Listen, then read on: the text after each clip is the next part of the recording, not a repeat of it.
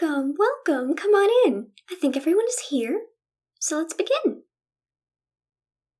It was a beautiful sunny day at the academy. Everyone was having a wonderful time enjoying the warmth and clear skies. Even Gilligan and Jennifer were out of the lab today, taking a walk to clear their heads and get ideas when they bumped into Luther and Chase. Hello, you two. Class got out early, it seems, Jennifer said. The kids wanted to enjoy the sunshine, so I called it early. Luther replied with a smile. This is why you were always behind in your lesson plan. That is entirely irrelevant. While Gilligan and Luther argued over how best to run a classroom, Chase turned to Jennifer and asked about the differences between Jennifer's realm and the academy.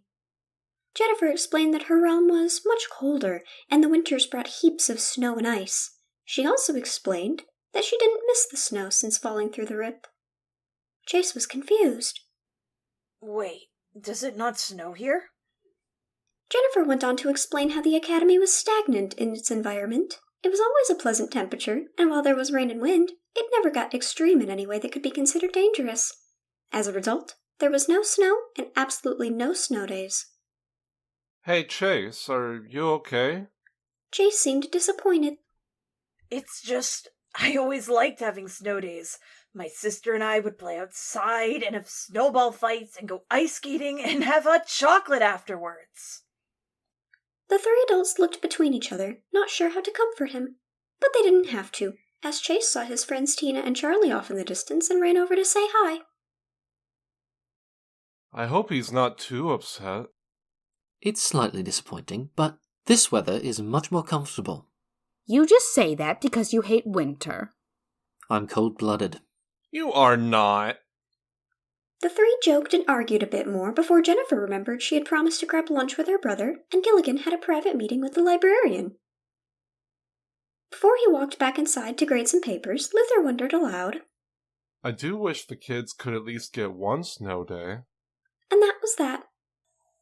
The next day was scheduled to be yet another perfect sunny day. The residents of the academy woke up and stretched, and Luther prepared his lesson plans when... It's snowing! What? Luther threw open the window to see that it was, in fact, snowing. Fluffy, soft, freshly fallen snow coated the ground and seemed to be falling gently. It was incredible. Without wasting another second, Luther sprinted down the stairs to the lab, knowing that two particular scientists would already be awake and hard at work. Gilligan and Jennifer were in fact awake and hard at work, but not on any of their normal projects. It makes no sense! The temperature was perfectly average yesterday! Check the humidity!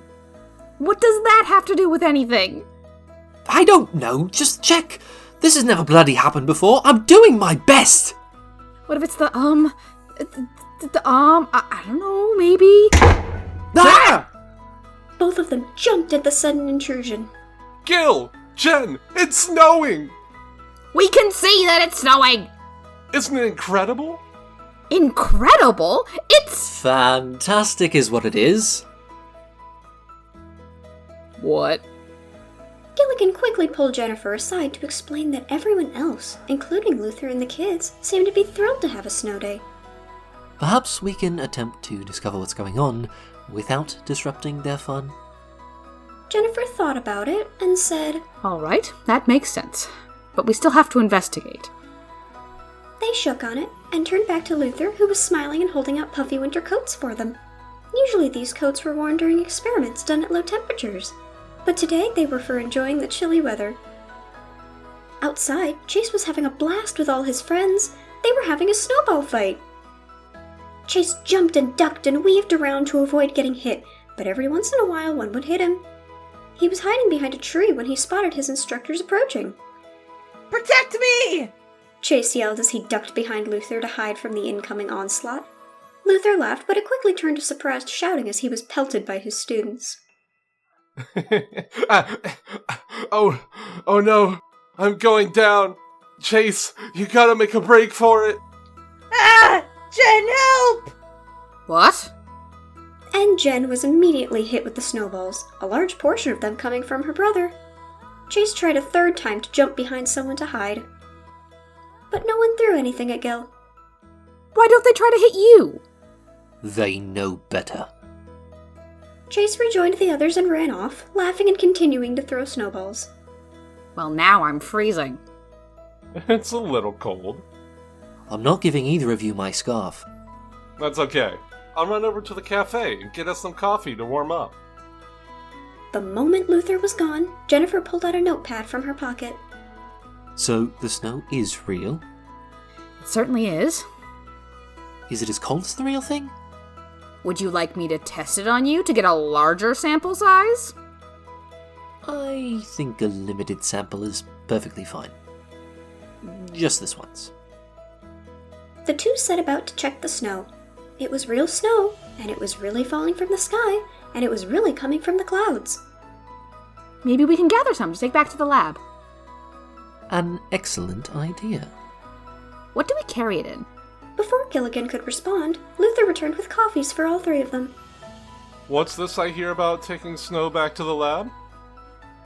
The two scientists didn't respond. They just drank their coffee. Inconspicuously. Okay then.